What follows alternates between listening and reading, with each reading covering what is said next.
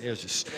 Bom, mano, além da avaliação do empate, né, do jogo, que normalmente você faz, eu acho que em entrevistas recentes você chegou a falar, a mencionar que o Grêmio, até o período de junho, né, quando tiver a parada, que seria difícil, ou que será difícil até lá, pela sequência de partidas, pelo pouco tempo de treinamento. Mas essas dificuldades, elas estão até maiores do que você imaginava ou estão dentro do previsto e você vê soluções para elas?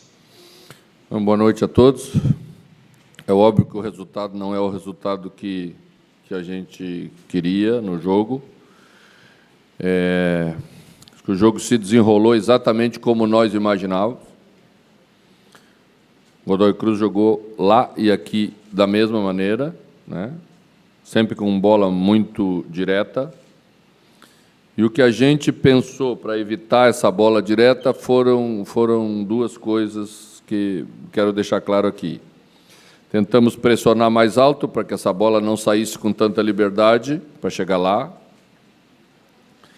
porque os homens de frente deles são muito bons na disputa aérea. Tem um número do jogo que a gente perdeu aí 60% dessas disputas. Lá também foi muito difícil esse tipo de jogo. Então, a gente iniciou com 2 homens mais centrais para apertar esses zagueiros e ter uma pressão mais alta, ter mais gente na frente. Fizemos um gol cedo, né? Um gol cedo, mas acho que a gente não tinha tanto controle de jogo quando fez esse gol. E por uma, 2 vezes, eles chegaram com um perigo na nossa área. Ainda acho que a gente toma gol com muita facilidade. Ainda acho. Acho também que a gente abre o meio desnecessariamente. A bola entrou do zagueiro de novo no atacante. Uma coisa que não existe no princípio de jogo de alto nível. Se você tiver alguma dúvida, você tem que dar ao lado, que sempre dá tempo de corrigir. A gente deu o centro, a bola entrou direto, perdemos a primeira disputa. E depois a bola foi indo e entrou daquele jeito que a gente viu. Tá? A segunda parte do jogo, o jogo foi acidentado, né? A gente teve uma lesão no primeiro tempo de João Pedro, que nos obrigou a fazer já uma alteração nos minutos finais. Não foi possível levar para o intervalo para não perder uma mexida. No início do segundo tempo, tivemos outra situação, né?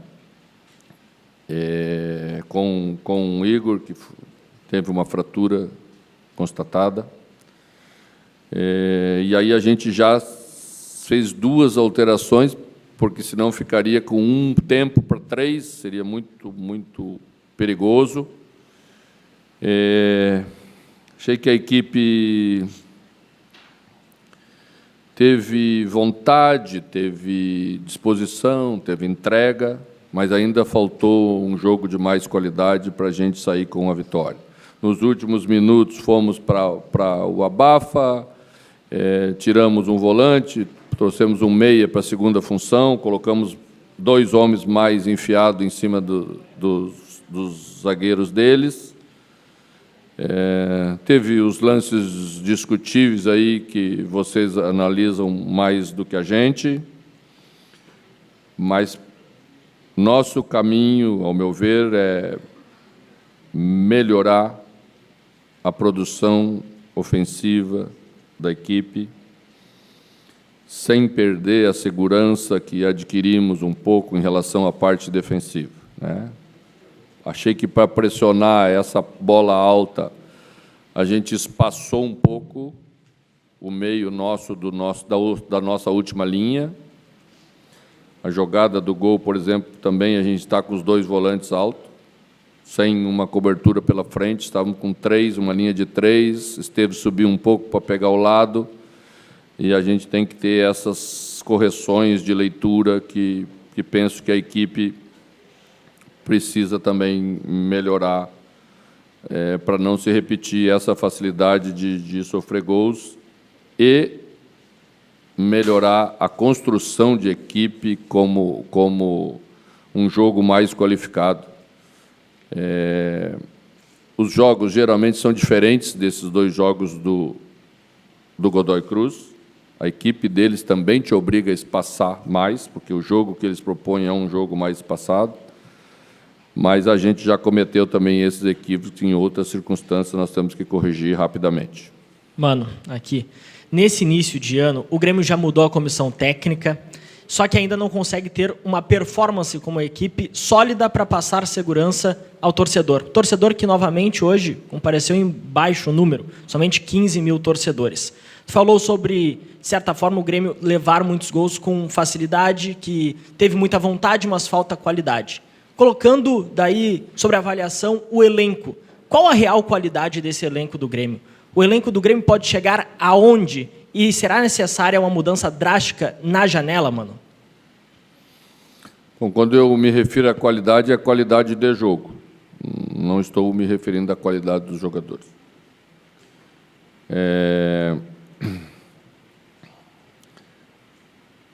A janela ela vai ser utilizada por todas as equipes, pelo Grêmio provavelmente ela também vai ser utilizada. Entramos para o jogo de hoje com 3 laterais direitos, só temos um. Futebol é isso aí, é dinâmico, eles têm que estar todos preparados para entrar e jogar. Não adianta a gente querer direcionar aquela crítica, né, para esse ou para aquele, não é nem justo fazer isso, né? E acho que, como equipe, você pode melhorar em aspectos simples, para, com passos pequenos e firmes, todos melhorarem um pouco. Mas é óbvio que todas as equipes vão usar a janela, porque ela estará disponível para fazer aquisição de jogadores que julguemos que o plantel carece por característica. A gente também vai fazer isso. Mano, boa noite. São 22 dias sob tua gestão do Grêmio, né, com 7 jogos. Então, provavelmente não deu tempo de fazer muitos ajustes em campo, mas a gente tem te visto tentar diferentes formações, diferentes combinações de jogadores, e o resultado ele ainda não tem sido uma produção durante 90 minutos, né? O Grêmio tem momentos bons, momentos ruins. Perfeito. E essas dificuldades a gente tem observado que tem atrapalhado muito nos resultados. A minha pergunta acho que é a mais simples possível. Como tentar encontrar soluções nesse cenário? Sem tempo para treinar, sem a janela para acrescentar jogadores imediatamente, com jogos tão importantes como o Grêmio tem até junho. Primeiro passo importante que a experiência nos ensinou é não cair na tentação de querer toda hora mudar tudo, escolher jogadores diferentes em número bastante grande e não deixar de buscar com consciência as melhoras que nós podemos fazer a curto prazo. Realmente não temos condição de treinar. Os últimos jogos todos, raramente eu coloquei a equipe na véspera do jogo que ia iniciar o jogo no dia seguinte, porque ou eles estão em recuperação no segundo dia, né, ou nem isso. Para esse jogo conseguimos fazer um pouquinho de uma movimentação sem oposição, para tentar colocar no lugar, para que eles se conscientizassem disso. Foi a modificação mais significativa que a gente fez no jeito de jogar, porque entendimos que podíamos ter essa força de 2 jogadores mais enfiados em cima do sistema defensivo do adversário. Deixamos Oliveira como um jogador mais aberto pelo flanco direito e colocamos Monsalve para ficar entrando e saindo de extrema para dentro. Teve horas que a gente fez bem, o time esteve bem. Quando não conseguimos fazer bem, ficamos com 4 na última linha, aí já perdemos o meio-campo, porque é numérico, e aí oscilamos e aí perdemos o controle do jogo, que é isso que não pode acontecer.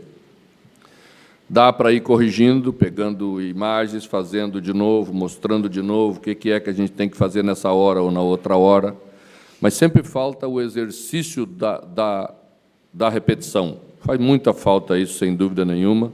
Foi por isso que eu me referi no pós-jogo do Bragantino, que a gente vive esse momento de quase desespero para tentar fazer aquilo que seria óbvio quando você prepara uma equipe para entrar em campo.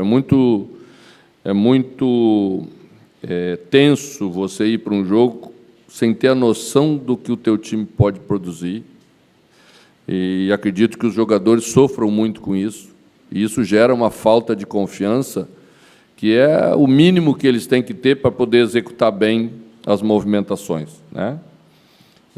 Então, mas temos que passar por isso, todos vão passar, vamos tentar passar com o menor número de trauma possível. Mano, uma das questões que você tem colocado nessa coletiva de hoje é essa busca pelo ideal, né? Pelos acertos, sem... como é que você colocou agora há pouco também, das várias opções e ficar mexendo tanto, mas no meio você já tentou ali o Cristaldo, o Monsalve, o Natan, características diferentes de cada um. Dentro dessa questão de característica, eu te pergunto, para o meia, dentro daquilo que você quer, ou você gostaria, ou do que você pretende, qual é a característica que você está procurando nesse meia, nesse jogador que vai daqui a pouco assumir uma titularidade nesse time, quando tiver a possibilidade de ter essa titularidade, porque a sequência de jogos talvez não permita, né? Bom, a escolha da ideia passa pelas escolhas secundárias, né? Apesar de as pessoas acharem que eu não gosto, eu gosto de um time que joga um bom futebol. E para se jogar um bom futebol, pense que a composição de um meio-campo, você precisa preencher as características de 1 a 4, que nem eu sempre falo. Um jogador com característica, porte defensivo para sustentar essas bolas de primeira, de disputa, que são necessárias da função, né?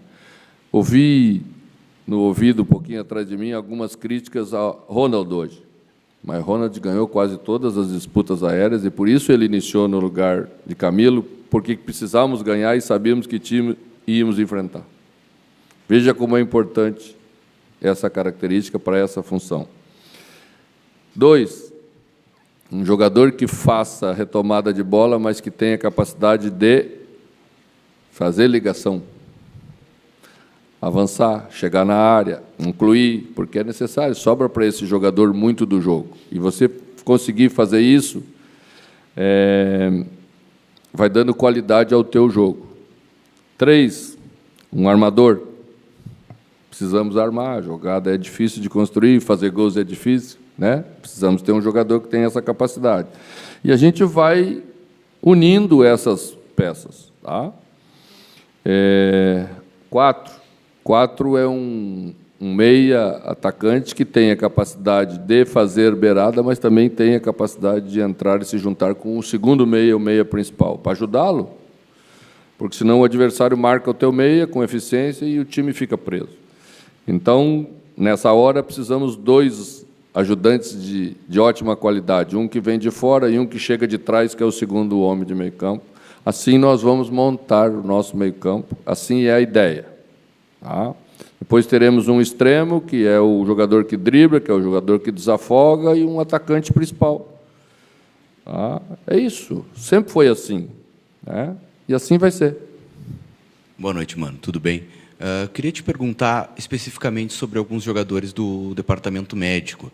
A gente teve a possibilidade, tu suscitou essa possibilidade no jogo passado de talvez o Vijaçante voltar. Queria que tu falasse como é que está o Vijaçante. Como é que está a situação física dele nesse momento, porque existia talvez uma expectativa de um retorno antecipado, e também o que aconteceu com o Cristaldo, né? Porque ele treinou normalmente aí nas vésperas da partida, mas aí hoje a gente teve informação de que ele não estava muito bem, ficou aquela dúvida se era uma questão técnica ou uma questão mais de cansaço. Por que ele não participou dos relacionados desse jogo? Como é que vocês viram que ele treinou normalmente na véspera do jogo? Treinou, terminou o treino e quando foi fazer uma avaliação reclamou de um desconforto. A gente até colocou uma nota hoje à tarde para não deixar dúvidas sobre isso, porque já começamos a ouvir algumas especulações e não era isso, tá? Então, acredito que, para evitar uma lesão maior, para não perder um jogador, a gente tinha que fazer isso nessa hora, senão fatalmente iria machucar. Então, a situação dele é essa. A situação de Vilaçante já voltou ao treinamento, ele e Edenilson voltaram. Edenilson está um pouco à frente em termos de condições, Vilaçante um pouquinho depois, mas acredito que levaremos ele para o Morumbi porque, pelo menos para uma parte final do jogo, para fazer um fechamento de jogo com a qualidade que tem, com a experiência que tem, um jogador de alto nível pode nos ajudar. Mano, de novo o Grêmio teve altos e baixos, né, durante o jogo. Tu tem tentado alternativas, já mudou a escalação várias vezes, como os colegas falaram. Hoje uma opção com dois atacantes. Mas eu queria pegar um outro lado contigo, o lado da personalidade, o lado do chamar a responsabilidade, talvez, do teu elenco. Parece que quando o Grêmio toma o gol, dá uma caída, assim, uma baixada de estima no time e perde aquele ímpeto que tinha anteriormente. Queria te ouvir em relação a isso, como tu está trabalhando para que o Grêmio consiga manter uma certa estabilidade dentro do seu jogo, algo que hoje a gente ainda não viu. O Grêmio segue bastante eletrocardiograma, né? Bom, primeiro uma concordância. Acho que a gente oscila dentro do jogo e oscila por motivos diferentes, né? Nenhuma delas porque a equipe quer voltar, porque é péssimo voltar perto do seu gol, e nem nós somos muito felizes ultimamente perto do nosso gol. Então não é um lugar que a gente queira estar, tá? Mas às vezes você não consegue. Eu não vi a equipe ser dominadora assim no jogo no primeiro tempo. A gente fez um gol, teve momentos de força ofensiva, jogadas pelo lado, a bola passou na área, perdemos um gol, né, que o nosso adversário não perdeu, né? Mas, assim, controle de todas as ações a gente não teve. Essa é a minha visão. Teve mais controle na última parte do jogo do que no início do jogo. Então, essa é uma questão. Não acho, por exemplo, que no jogo do Bragantino a equipe recuou, porque tomou um gol e 30 segundos depois fez o gol e 30 segundos depois tomou o gol, não deu para nada. E hoje também não aconteceu isso, né? Na verdade, o que precisa estar presente nessa hora é a qualidade de jogo para diferentes situações que o jogo apresenta. O adversário, quando toma gol, ele também tem um outro comportamento. Ele está perdendo, ele vai arriscar mais, ele vai empurrar o teu time um pouco mais para frente. E tu tem que ter uma qualidade de jogo para esse momento, que é recuperar a bola, e a gente tem recuperado muita bola. Queria chamar a atenção para esse número do jogo. Hoje foi mais 50 recuperações, quase, mas tem perdido muito a bola logo depois da recuperação, tá? E isso é movimento lúcido para você aproveitar a roubada de bola que você tem. Às vezes a gente força um passe para um jogador que está muito próximo, a gente precisa achar o segundo e o terceiro homens trocando de corredor para sair da pressão com mais lucidez. A gente erra bastante nisso, mas acredito que os jogadores têm capacidade para fazer. Temos que exercitar, temos que mostrar e temos que trabalhar para sair disso. Mano, você falou diversos ajustes táticos que, por óbvio, levam tempo para serem aplicados dentro de campo. Mas, na minha visão, existe uma situação hoje no Grêmio, que o Conte até trouxe na pergunta anterior, que não leva tempo de treinamento para ser ajustado, que é a parte mental. Você falou antes, em desespero dos jogadores por um resultado, até uma falta de confiança, me parece até ter uma ansiedade por um resultado positivo. Como fazer com que os jogadores não sofram, como você disse, dentro de campo, para buscar um resultado positivo, mesmo eles estando sendo muito pressionados para isso? Como que está sendo trabalhado isso no dia a dia? Como eu disse, não é uma questão que leva treinamento.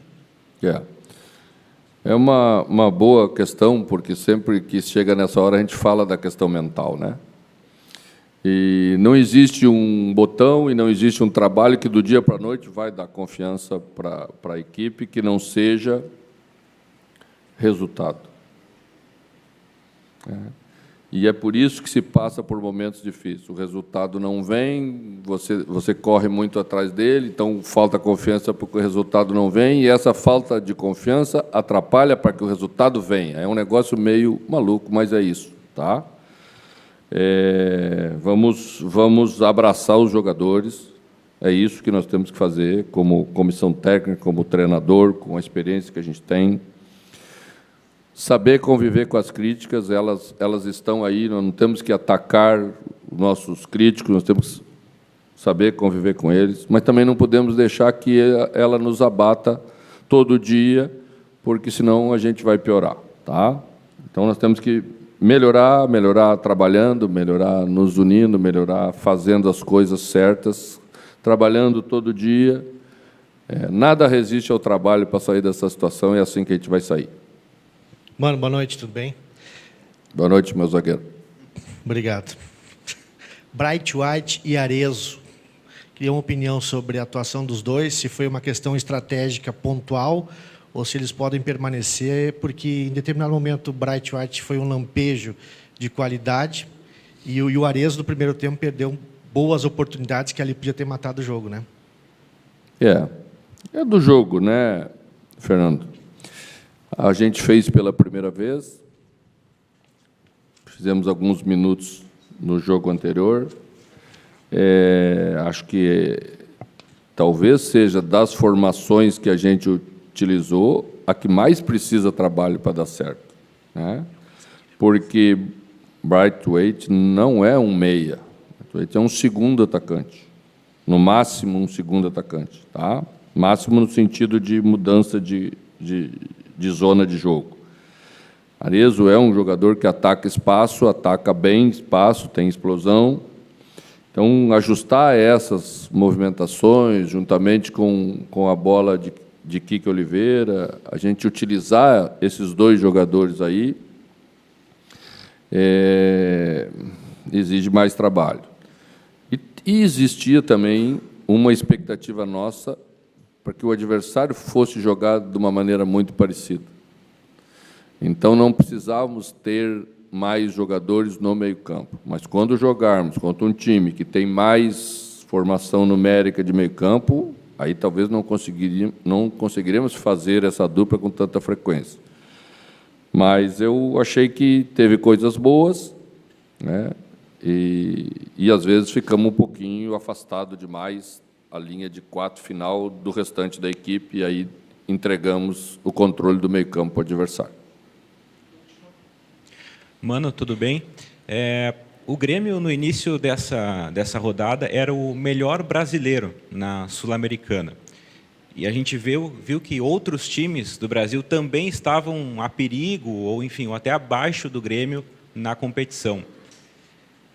Esse desempenho irregular se deve ao calendário do futebol brasileiro? É algo que realmente está nivelando o nosso futebol para baixo? E isso, você já falou que está impactando o Grêmio, mas você acredita que é um mal como um todo nessa temporada em específico? Obrigado. Eu me referi rapidamente na entrevista passada do jogo anterior que a gente vai ter problemas com isso e nós, do Brasil, vamos pagar essa conta muito alta, não tenha dúvida disso. Esse ano será um ano que, nesse aspecto, as coisas vão estar ainda mais difíceis, porque o Mundial obrigou que o calendário fosse mais apertado ainda, né? Então, já temos equipe fora, desclassificada na fase de grupos, e o que é raro, e equipe de qualidade, de elenco de qualidade, de investimento. Então, o que quer dizer que todos vão passar por isso. E a gente está passando da maneira que a gente acha, né, que dá para fazer as coisas nesse momento.